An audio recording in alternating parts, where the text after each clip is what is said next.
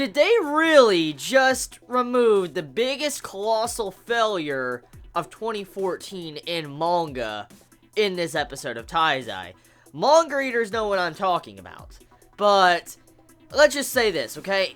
You had it to where Dreyfus in this episode, he was supposed to trip, collapse into the ground, and accidentally hit Elizabeth with his strong attack. Now, in the episode, it shows that Elizabeth was hit by, the blast radius of what Hindi and, Dreyfus was doing when they were attacking each other with their strong attacks. And then you saw Elizabeth on the ground bleeding. Well, that was supposed to kind of be slightly different. Dreyfus was supposed to kind of put his foot down and the floor gave in, and he sliced and hit Elizabeth. And so they removed that. They also completely cut out Dreyfus's son. Like, accident. It's like he doesn't even exist. I'm like, that's that's slightly important for, the beginning of the next arc. So, okay. So let's just talk about this episode. This episode of Taizai. A lot of things. Once again, a lot more things going on. The pacing is starting to quicken up even faster than it was, and we're starting to get closer and closer to the finale climax of Taizai. So, this episode, for the most part, it was a good episode. It covered a lot of ground, but it was still a good episode. It was still understandable to what was going on. Like, it was pretty obvious what was going on, but let's dive into some of these details. So, at the beginning of the episode, Mellie Otis versus Bon. In this little fight, you get a little bit of development, and you also get to see the connection between Bon and Mellie Otis as a character at the beginning of this episode. As we know, Bon has had a really rough past. Like, we know most of his past. Like, he had this person he loved, Elaine, and then she died in his arms, kind of, and he's been trying to figure out a way to revive her, and the only way to revive her was to kill Mellie Otis in this episode, and he comes to terms with he was about to kill Mellie Otis, but in the middle of the fight, they have some talk and discussion, and this fight is postponed for the future date because they need to settle the main issue at hand at the moment. Hendrickson and his army of demons, and, about to revive the demon clan and stuff like that. So, the fight has been postponed, and we get this, clash of friendship. It's like two friends going against each other, and it was kind of sad, because Bon and Mellie Otis, they're best friends, and seeing how Bon was willing to kill his friend, it just shows you how determined he is to bring back the person he loves, Elaine. And also, Mellie Otis, the way he states in this episode, he's like, I would do the exact same thing. I would do the exact same thing if I was in your shoes too, Bon, so don't worry about it, kill me. And so, you gotta like that. You gotta like the little, dialogue back and forth of Bon and Mellie Otis at the beginning of this episode. It just shows their friendship and stuff like that.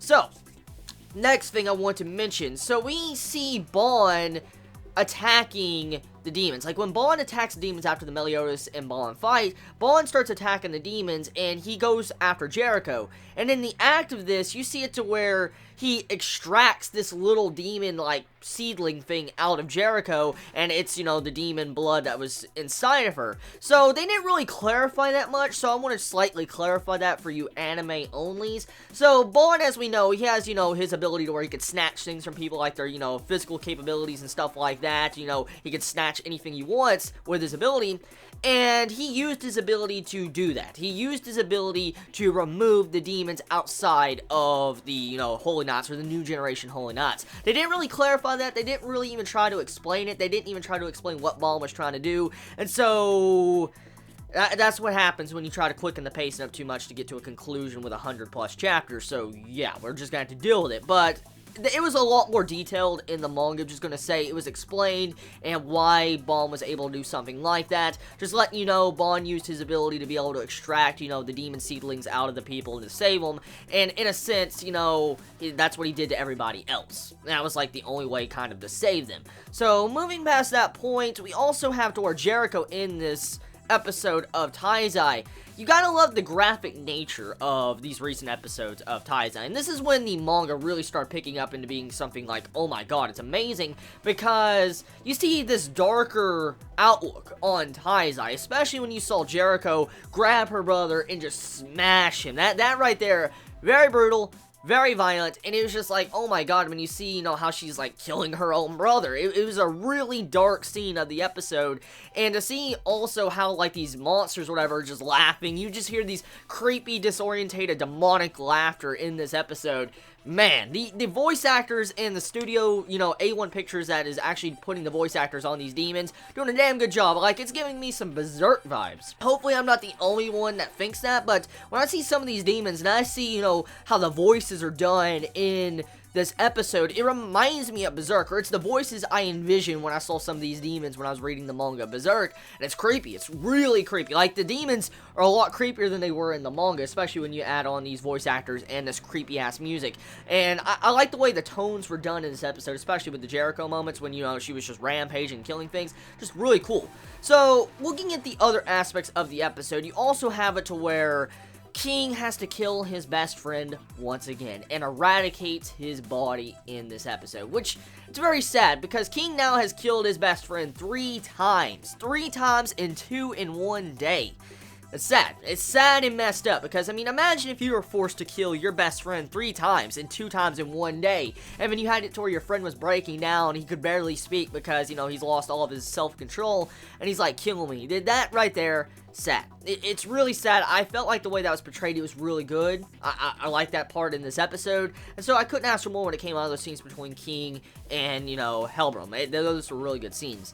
So, yeah. Also, the music. I noticed the music of this episode when it came to Taizai. The music was pretty top. Like, dude, it was pretty badass. Like, it sounded really good. The music score, a bunch of different songs, a variety of different songs that, you know, not a lot of us have heard a lot have been played in this episode. Like, I mean, if you listen to the soundtrack, most likely you've heard all these songs, but a lot of these songs in this episode were not used yet in the series, and to see how a lot of these songs were actually used in this episode, they did a good job to, you know, showcase a lot of these different songs, especially the ending sequence. Like, oh my god, actually, that's something I want to get into real quick. It just reminded me.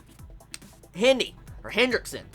That diabolical laugh at the end of this episode. Yo!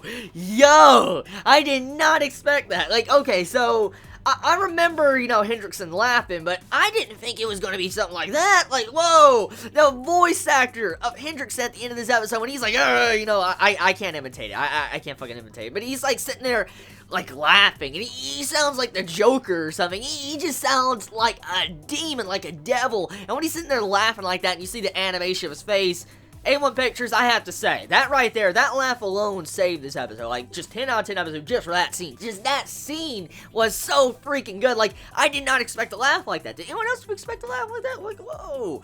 Okay, enough joking aside.